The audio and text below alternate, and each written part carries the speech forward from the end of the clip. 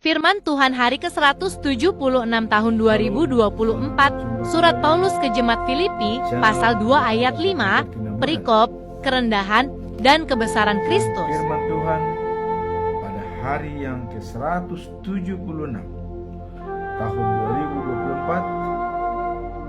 2024 diambil dari surat Rasul Paulus ke Jemaat yang di Filipi, pasal 2 ayat yang kelima, dengan perikop kerendahan dan kebesaran Kristus. Sebagai ayat inti atau nas kita pada hari ini adalah: hendaklah kamu dalam hidupmu bersama menaruh pikiran dan perasaan yang terdapat juga dalam Kristus. Itulah firman Tuhan pada hari ini. Kemudian bacaan pagi diambil dari kitab Nabi Zakaria pasal 14 ayat 1 sampai dengan yang ke-7, dengan perikop Yerusalem dan bangsa-bangsa. Kemudian untuk bacaan malam diambil dari buku Judas pasal yang pertama ayat 20 sampai dengan 23, yaitu peringatan dan nasihat. Inilah bacaan firman Tuhan pada hari ini. Kemudian kita masuk dalam perikop pertama, yaitu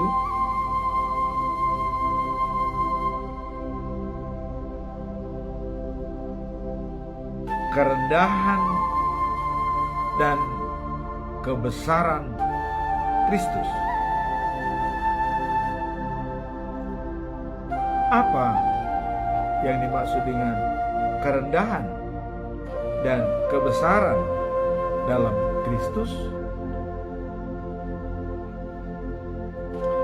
Kalau kita baca dalam Filipi pasal yang kedua ayat 8 sampai 9 disebutkan sebagai berikut: maka ia merendahkan dirinya serta taat sampai mati, bahkan mati di kayu salib.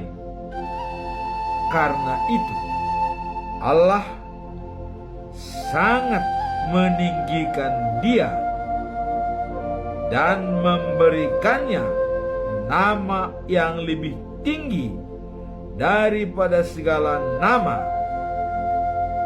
Bahkan dia duduk di sebelah kanan Allah Bapa. Sebagai kebesarannya, ya, datang ke dunia itu, dia anak Allah. Dan kita tahu bahwa semua makhluk memuji dan memuliakan Tuhan Allah. Kalau dia disebut anak Allah, itu sangat besar dan sangat terhormat, ya. Anak yang maha kuasa turun ke bumi, oh itu sangat besar, ya. Tapi ya, dengan kerendahan hati dia bersedia merendahkan dirinya dengan menjadi manusia. Jadi walaupun dia sebagai anak Allah, tapi dia merendahkan dirinya sama seperti manusia biasa, ya. Sama, tidak ada bedanya, ya. Dan bahkan, ya, orang penyamun pun mati di kayu salib. Yesus pun mati di kayu salib. Tapi apa bedanya kematian di kayu salib dengan orang-orang penyamun berdosa dengan seperti Yesus. Dia memenangkan kayu salib, memenangkan kematian. Karena sebelumnya sudah ada tertulis dalam Alkitab, dia mati dan dikuburkan dan bangkit pada hari yang ketiga. Yesus bangkit pada hari yang ketiga dan sudah ditinggalkan kematian itu. Dia mengalahkan kematian itu dengan sempurna. Inilah semacam role model bagi kita. Penderitaan Yesus menjadi acuan kita dan kebangkitannya menjadi kehidupan bagi kita yang kekal dan sejati. Nah, namun kedatangannya Allah telah memberikannya dan meninggikannya di atas segala nama. Itulah menunjukkan kebesaran dan kuasanya. Jadi waktu Allah meninggikan dia, dikatakan pengakuan dari Allah waktu dia dibaptis oleh Yohanes Pembaptis, setelah bangkit dari air, langit terbuka, suara Allah keluar dari langit.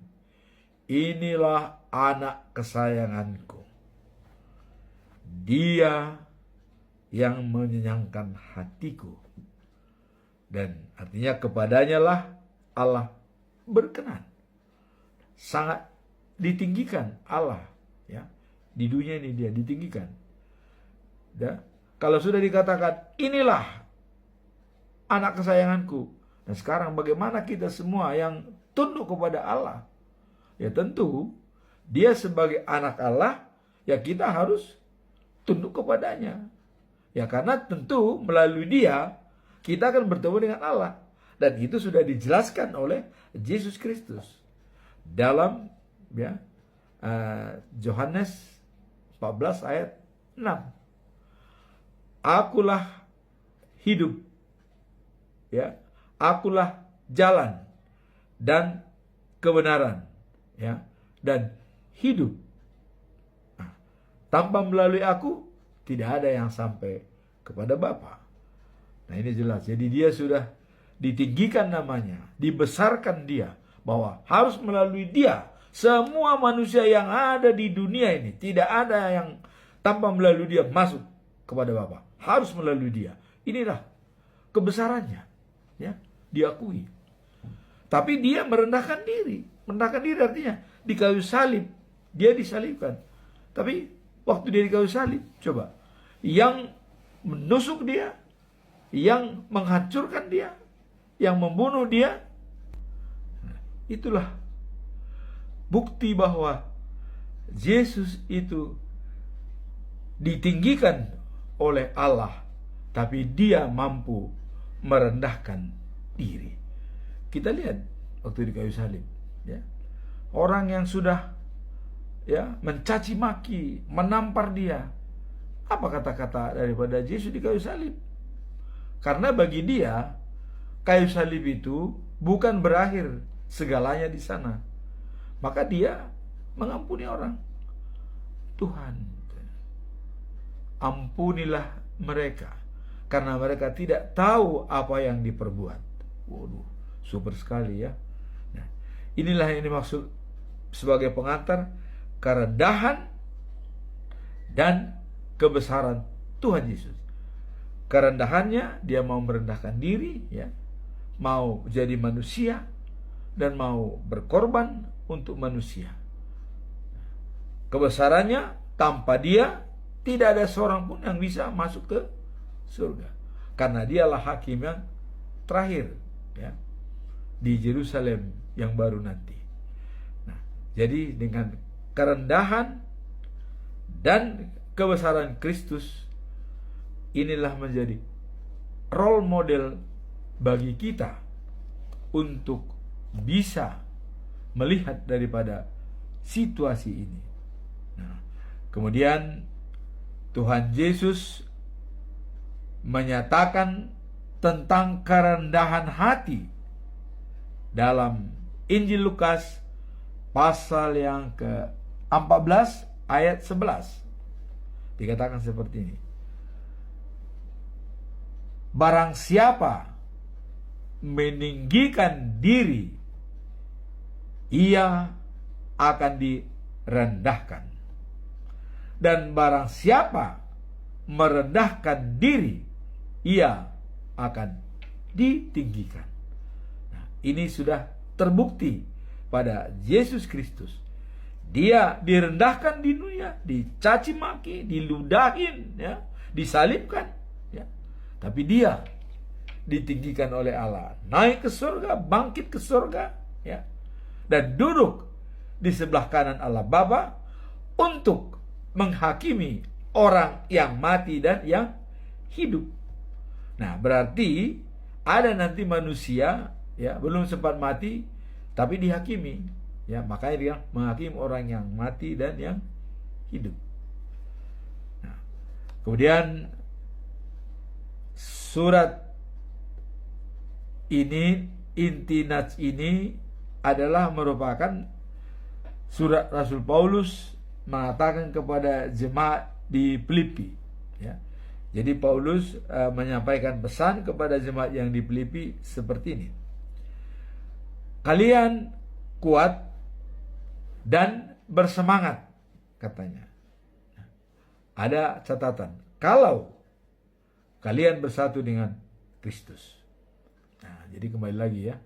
Kalian kuat, ya, dan bersemangat kalau kalian bersatu dengan Kristus. Dan juga dikatakan akan terhibur karena kasih Yesus Kristus, ya. Kalian dibimbing oleh Roh Allah. Jadi Roh Allah membimbing kita, ya. Dan kasih Kristus yang menemani kita. Nah, dibimbing oleh Roh, yaitu Roh penolong. Karena pada saat Yesus naik ke surga, siapa lagi yang menemani manusia? Yaitu adalah Roh Allah, ya. Roh Allah yang menemani manusia. Nah, kemudian apabila seseorang sudah dibimbing oleh Roh Allah, sepantasnya dia adalah bersatu dengan Roh Allah. Ini kuncinya. Nah, janganlah, katanya, melakukan sesuatu, ya, yang didorong oleh keinginan diri sendiri atau kepentingan diri sendiri, ya, atau menyombongkan diri, ya. Berpikirlah, katanya, dan berbuat rendah hati, ya, dan harus bisa menganggap orang lain lebih baik dari kita. Jadi kalau kita tuh rendah hati itu harus bisa menganggap, wah, saya tidak ada apa-apa, orang lain lebih baik dari saya, tapi saya tetap setia kepada Tuhan, ya. Selalu jujur, tidak mengambil keputusan waktu emosi, dan pergi dengan hati yang tenang. Nah, itulah kalau sudah dikuasai oleh kerendahan hati, jujur, ya, kemudian tidak mengambil keputusan waktu emosi, dan pergi dengan hati yang tenang. Nah, dan juga selalu memperhatikan kepentingan orang lain, bukan hanya kepentingan diri sendiri, ya. Nah, jadi manusia sehati sepikir, rendah hati, tidak boleh sombong, ya, tidak mementingkan diri sendiri, dan menganggap orang lain lebih baik dari kita, dan berjiwa seperti Kristus. Inilah pesan daripada Paulus pada jemaat yang ada di Filipi. Jadi kita semua manusia harus sehati sepikir, ya kan? Rendah hati, tidak sombong atau angkuh, tidak mementingkan diri sendiri, dan harus menganggap orang lain lebih baik dari kita. Ya. Kemudian berpikir seperti Yesus Kristus. Jadi Yesus Kristus itu selalu merendah, ya. Tidak pernah dia menyombongkan diri, ya. Selalu dia merupakan panutan yang menjadi role model dalam kehidupan Paulus, ya. Paulus selalu mengatakan itu, bahwa Yesuslah sebagai role model dia dalam bertindak, berbuat, ya, dan melakukan segala sesuatu. Maka dikatakan mati adalah untung bagiku, ya, karena cita-citaku tercapai. Ya, Yesus mati, bangkit. Nah, jadi Paulus yakin benar bahwa dia akan dibangkitkan. Nah, jadi kesimpulan pada hari ini seperti nas kita adalah, hendaklah kamu dalam hidupmu bersama, ya, menaruh pikiran dan perasaan yang terdapat juga dalam Yesus Kristus. Jadi apa yang dirasakan Yesus Kristus, apa yang dipikirkan Yesus, seharusnya kita pun sama, berpikiran sama dengan Tuhan Yesus Kristus. Ya. Mau berkorban, ya, di kayu salib, mau merendahkan diri, tetapi dia ditinggikan oleh Allah, ya, bangkit ke surga dan duduk di sebelah kanannya. Dan kita pun, kalau mau kita merendahkan diri, kita akan ditinggikan oleh Allah, ikut bersama dengan Yesus Kristus seperti kebangkitannya. Inilah arti daripada nas kita pada hari ini, yaitu kerendahan dan kebesaran Kristus. Sekarang kita masuk dalam perikop bacaan pagi, ya, yang disebutkan dalam buku Zakaria pasal 14 ayat 1 sampai 7. Nah, ini adalah menggambarkan Yerusalem dan bangsa-bangsa. Yerusalem yang lama hancur, direbut oleh Nebukadnezar, ya. Nah, sehingga bangsa Israel dari Yerusalem itu, ya, orang-orang kayanya itu dibuang ke Babel semua, dan tinggal di sana hanya orang-orang yang miskin, ya, hanya pekerja ladang, bertani, ya. Bab besar semua dibuang ke Babel. Dan itu kejadiannya selama 70 tahun. Coba kita bayangkan, 70 tahun dalam pembuangan. Anak kecil sudah sampai berumur 70 tahun, sudah sampai mau selesai umur, ya, selamanya. Nah, kemudian setelah 70 tahun, ya, waktu kemarin kita Nabi Yeremia dan Ezekiel mengatakan bahwa Yerusalem akan dipulihkan. Tuhan setia pada perjanjiannya, karena dia, ya, tetap apa yang dikatakan terdahulu, bahwa seperti dalam kitab buku Yesaya pasal 19 ayat 25 dikatakan adalah Allah berfirman, ya, Asyur atau Irak ciptaanku, kata Tuhan. Kemudian Mesir adalah umatku, dan Israel adalah pilihanku, pusakaku. Maka pada waktu selama pembuangan 70 tahun di Babel, Allah mengembalikan kembali, akan ku kembalikan kembali ke Israel, ke Yerusalem, supaya ada yang memberitakan firman Tuhan kepada seluruh bangsa di dunia. Jadi Yerusalem akan dibikin pusat pemberitaan firman Tuhan kepada semua bangsa-bangsa. Dan ini sudah dibuktikan, ya, dengan kelahiran Tuhan Yesus, ya, di Bethlehem, ya, Judea, ya, dan dia sebagai raja dari segala raja. Ya, kita lihat saja dalam tulisan dalam salibnya itu ditulis Indri, Yesus Nazaret, Raja Yahudi. Nah, Yahudi pilihan daripada Tuhan. Dan kemarin dia katakan mengembalikan bangsa Israel setelah pembuangan 70 tahun ke Yerusalem. Dan satu pun tidak boleh ditinggalkan katanya. Semua diangkut. Ya, semua dibawa. Nah, kalau kita lihat dalam buku-buku sebelumnya itu termasuk yang memulihkan Yerusalem itu ya Nehemia, Esra, dan Esther ya. Tapi yang paling terkenal adalah Esther ya, yang kawin kepada Raja Babel ya, yang bisa berkoordinasi dengan Raja Babel. Atas perintahnya juga Yahudi diselamatkan dengan adanya pesta Purim ya di Yerusalem setiap tanggal 14 sampai 15 Desember.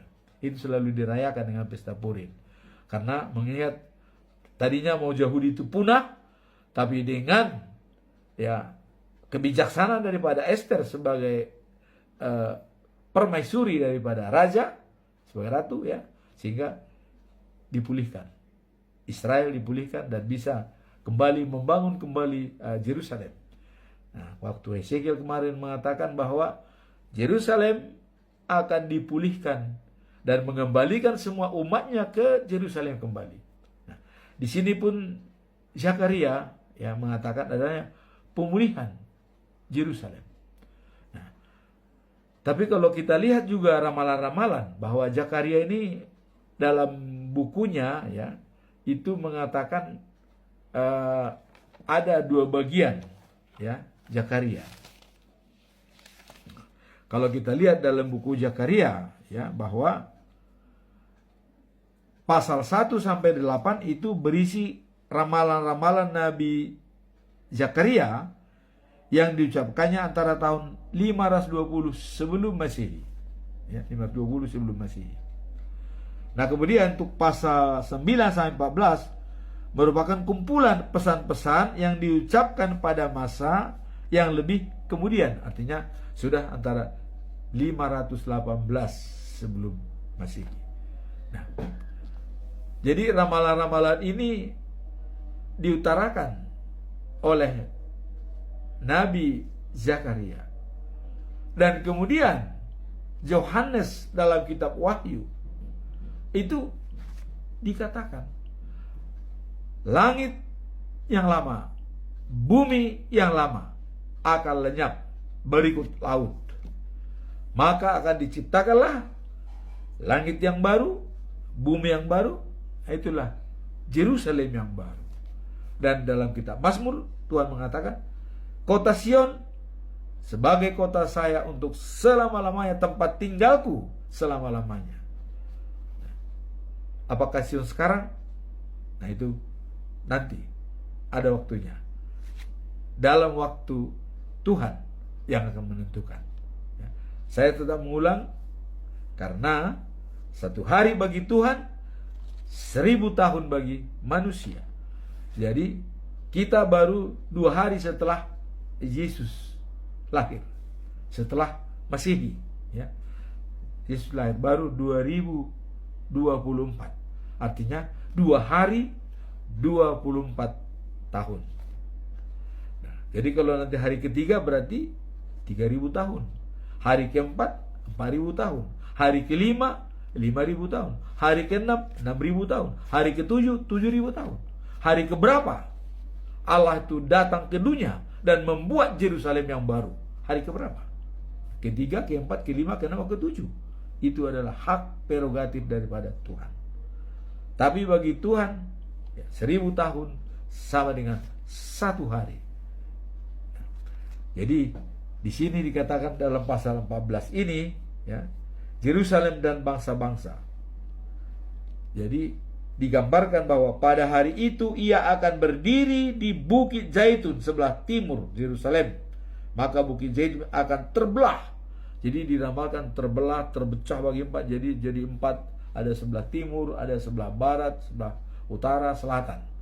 Nah, kalau kita lihat gambaran Yerusalem yang baru, ya, digambarkan bahwa di sebelah timur, ya. Nah, di situ ada nama-nama daripada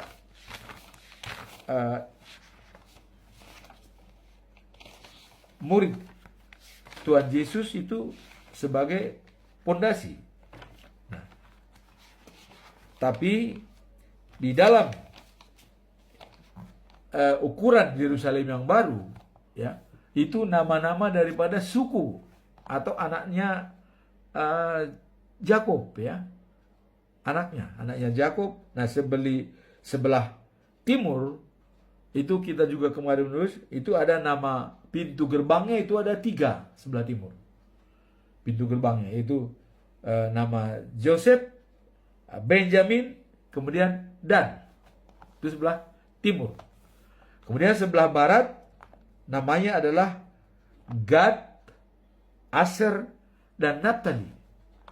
Kemudian sebelah utara itu nama pintu gerbangnya nama Ruben, Juda, Levi. Dan sebelah selatan adalah nama Simeon, Izazar, dan Jebulon.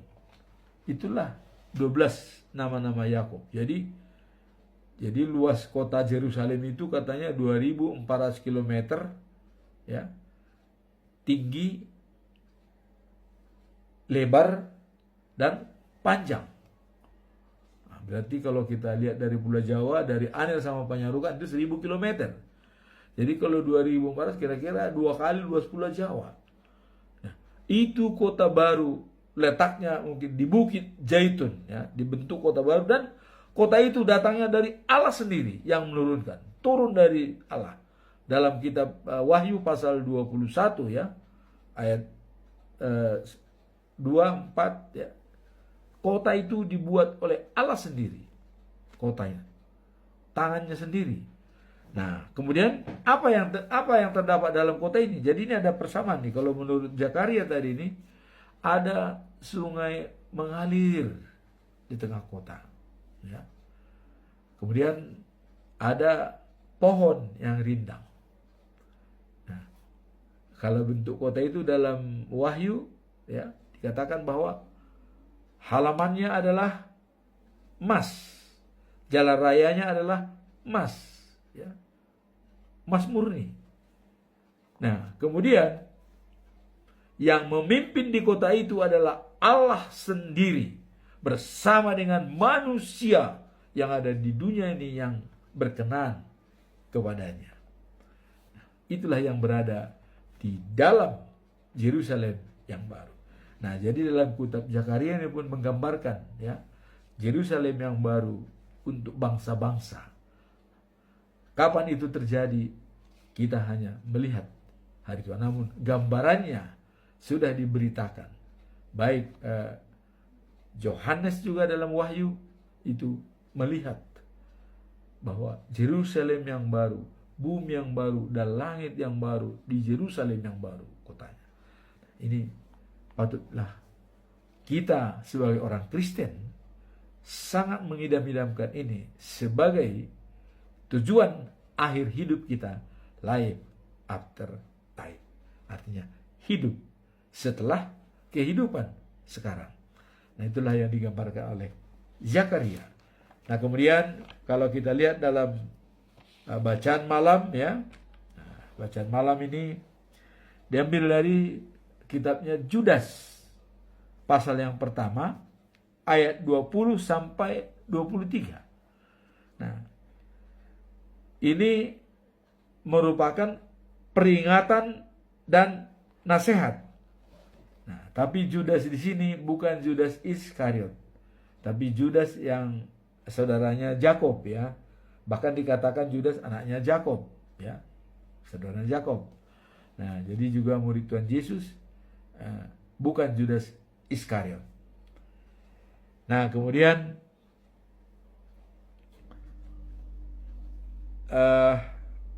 Judas menggambarkan, ya, bahwa adanya guru-guru palsu, menjelang akhir zaman.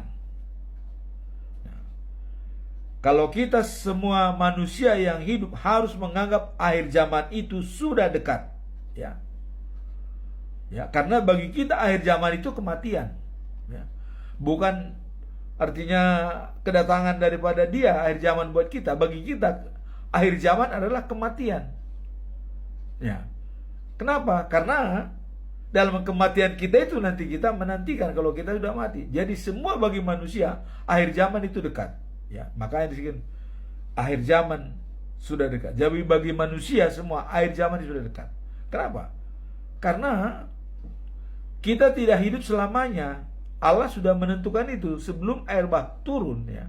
Allah sudah menentukan manusia tidak boleh lagi hidup selamanya. Maka dibatasilah hanya 120 tahun. Berarti bagi kita akhir zaman itu sudah dekat.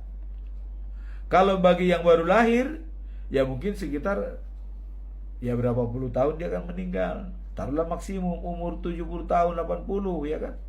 Tapi itu juga dekat, ya. Jadi akhir zaman itu bagi kita itu semua dekat. Karena kita tidak bisa hidup selama-lama. Kecuali kalau kita bisa hidup selama-lamanya. Akhir zaman itu mungkin ya 2 hari lagi, 3 hari lagi, 4 hari lagi bagi Tuhan, ya 1000 tahun, 2000, 3000, ya tahun. Nah, jadi yang saya katakan di sini menjelang akhir zaman, ya. Jadi bagi kita akhir zaman itu sudah dekat. Karena kita tidak bisa hidup selamanya. Itu pendapat saya pribadi, ya. Pendapat saya pribadi. Ya, bisa saja mungkin pendapat lain, tapi bagi saya akhir zaman sudah dekat. Karena saya tidak bisa hidup selama-lamanya di dunia ini. Nah, kemudian dalam perikop sebelumnya ada guru-guru palsu atau guru-guru yang selalu mempelesetkan masalah, ya. Jadi dikatakan bahwa menjelang akhir zaman akan muncul orang-orang yang mengejek kalian, katanya. Jadi mengejek kalian, kita sebagai pengikut Kristus diejek. Apa sih? Ngapain sih kamu sembah Tuhanmu? Sembahlah Tuhan kami begini-begini. Banyak orang mengejek kita, ya. Jadi akhir zaman artinya pada saat kita itu sudah banyak. Bukan akhir zaman yang kita tunggu-tunggu lagi, tidak. Akhir zaman itu bagi saya sekarang sudah, hari ini. Bagi saya hari ini sudah termasuk akhir zaman, ya. Nah, makanya banyak orang saat ini yang mengejek kita. Apa sih? Lo siapa sih? Kenapa kamu pengikut Yesus? Sudah jelas Yesus bukan Tuhan. Wah, banyak macam-macam, ya. Nah, inilah dikatakan oleh daripada Judas. Nah, orang-orang yang hidup menurut keinginan, ya, berdosa, dan mereka ini adalah orang-orang yang menimbulkan perpecahan. Jadi kalau ada orang yang menimbulkan perpecahan, ini adalah musuh Kristus. Tuhan Yesus mengatakan, yang mempersatukan umat adalah temanku, tapi yang membuat perpecahan adalah musuhku. Ini jelas dikatakan oleh Yesus. Jadi yang mengumpulkan itu teman saya, tapi yang membuat perpecah itu adalah musuh saya, kata Yesus, ya. Nah, kemudian dengan adanya, ya, mereka-mereka yang tidak dikuasai oleh Roh Allah, ya, melainkan keinginan-keinginan tabiat manusia, hawa nafsu segala macam, maka, ya, kalian binalah terus hidupmu berdasarkan percaya kepada Yesus Kristus. Jadi untuk menangkal semua ajaran-ajaran daripada di akhir zaman ini yang ada menjelekkan kita atau mencoba memplesetkan masalah, memutarbalikkan fakta, hanya satu tugas kita: bina hidupmu dengan Tuhan Yesus Kristus. Satu kuncinya. Kalau kita sudah bersama Yesus Kristus, kita tidak takut mau mereka mengadakan pecah belah atau mau menggoda kita atau segala macam. Kita tidak perlu lagi worry, ya. Dan bahkan dalam Filipi 2 ayat 6, ya, jangan khawatir masalah hidupmu, ya, atau tentang sesuatu, Tapi nyatakanlah kekhawatiranmu kepada Tuhan dengan doa. Ya. Filipi 2 ayat 6. Kalau Filipi 4 ayat 4, bersukacitalah senantiasa. Sekali lagi katakan, bersukacitalah. Nah, itulah kata-kata daripada Tuhan Yesus Kristus. Nah, kemudian bila ada orang bimbang hatinya, hendaklah kalian menguguhkan atau menyampaikan belas kasihan. Jadi kalau ada orang yang bimbang hatinya, ya, kita harus meneguhkan hatinya dengan belas kasihan. Ya. Nah, taruhlah orang keluar seperti dari dalam api untuk menyelamatkan diri. Nah, jadi untuk kita melihat misalnya ada orang yang terbelenggu dalam api untuk menyelamatkan diri. Nah, ini yang harus kita tolong.